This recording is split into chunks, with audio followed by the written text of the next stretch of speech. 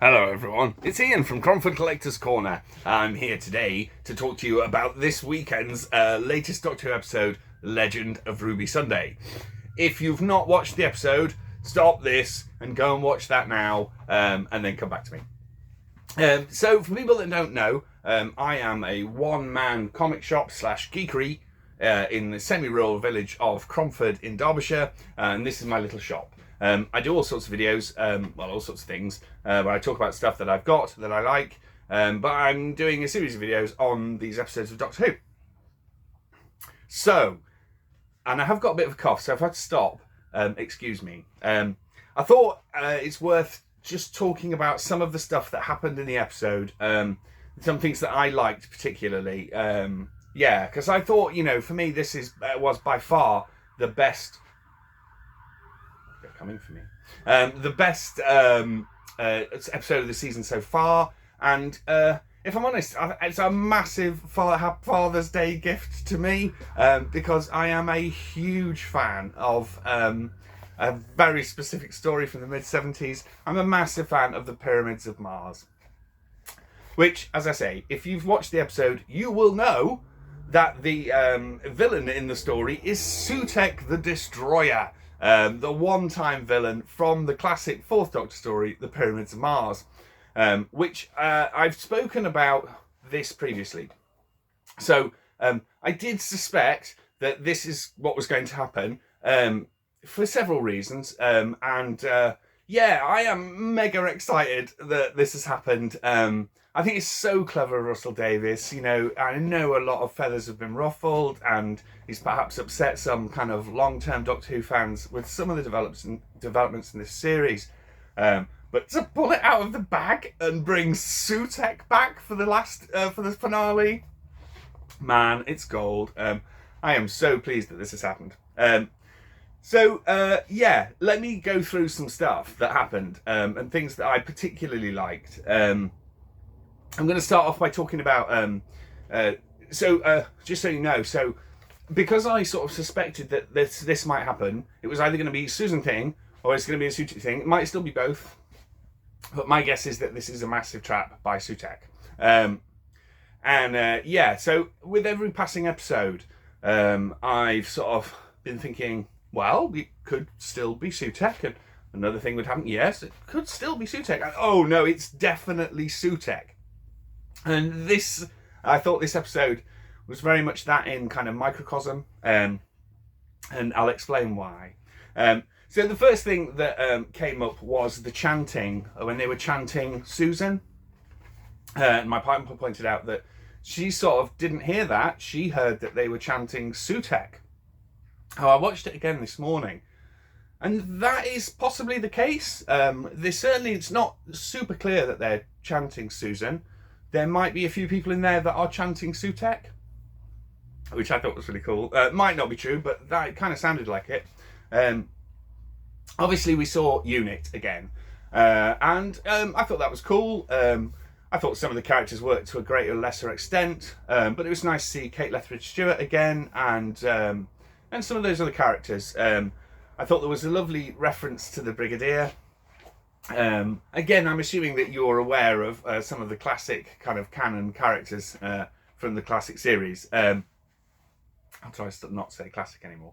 So that was a nice reference to the Brigadier. I thought it was really interesting that the Doctor revealed to her that he had a granddaughter, to Kate Lethbridge-Stewart, which she didn't know.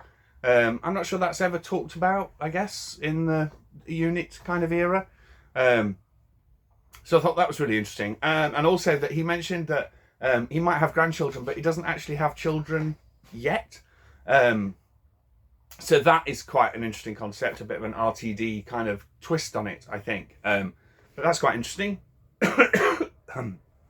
We talked before about how the Doctor... There are sort of themes of abandonment within this series.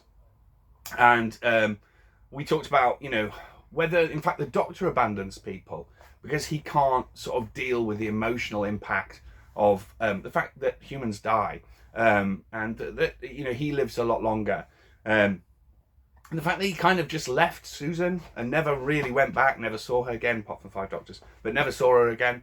So there was a little bit of an explanation of that the doctor said that he was basically too dangerous, and it was too dangerous for him to be around her, which, in the context of Susan's final story, which is the Dalek invasion of Earth, unless I'm wrong, that does kind of make sense, because that is a pretty dramatic story, and there's certainly reason there to kind of say, well, you know, I think it's probably best that I leave you here. So that kind of made sense to me.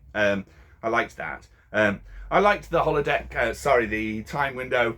I thought that was cool. I thought the VHS effect was quite cool. I liked the fact that they kind of made a blurry reference to the 1970s, because, again, as long-term fans will know, the period in which the Third Doctor, Fourth Doctor stuff is set is a bit contentious. We're not really sure when that's meant to be.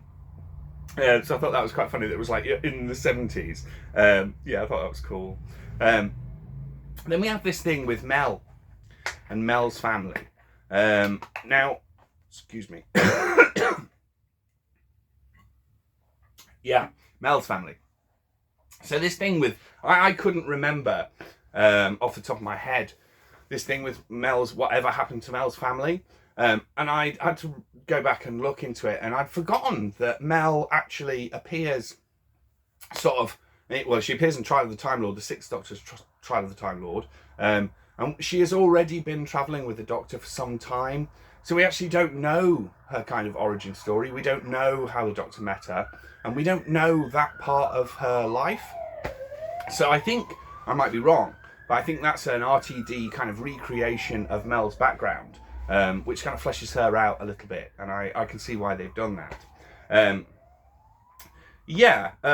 So as I said before, there were things in this episode that kind of, you know, as it crept towards its climax, I was sort of thinking, yeah, that could still be Sutek.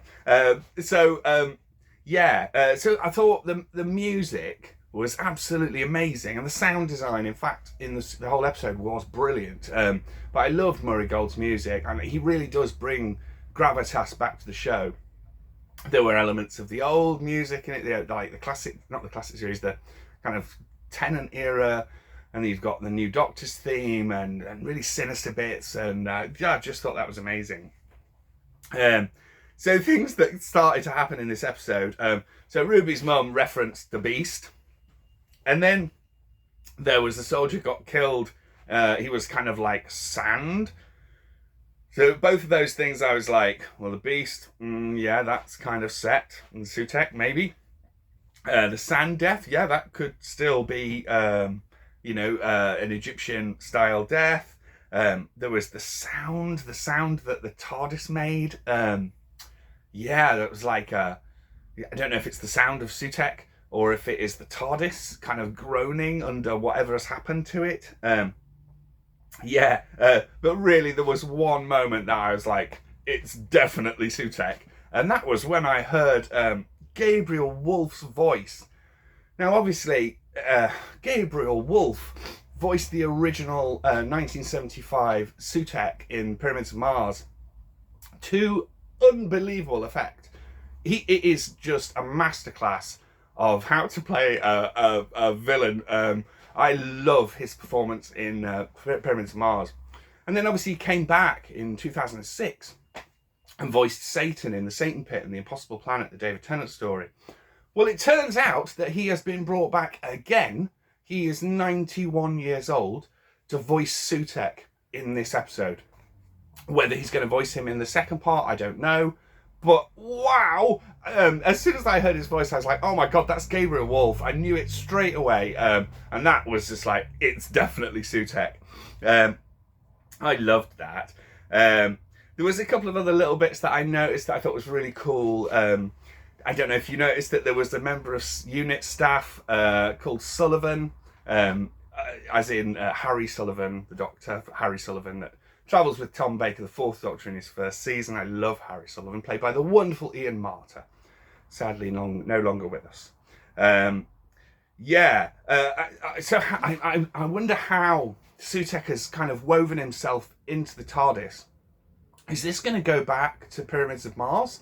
because, as I mentioned before in the previous video, another video, Sutekh is one of the only things to ever get into the TARDIS, and I wonder whether something happened there. I'm not sure.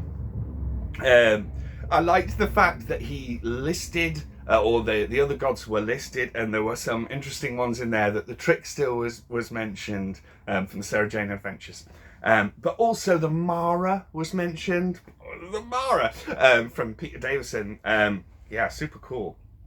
So I thought it was really clever that he'd, took us down a certain line. Like anagram of TARDIS. Yeah, okay. It was such an obvious one, and I have to say, I was like, I'm not sure about that. That seems too obvious. I did not see coming the Sutekh, Susan Triad technology in the suit. I did not see that. But I thought that was so cool. So do we think that Susan will actually appear? Or is this just some awful kind of trap for the Doctor? I've got a bad feeling that it is.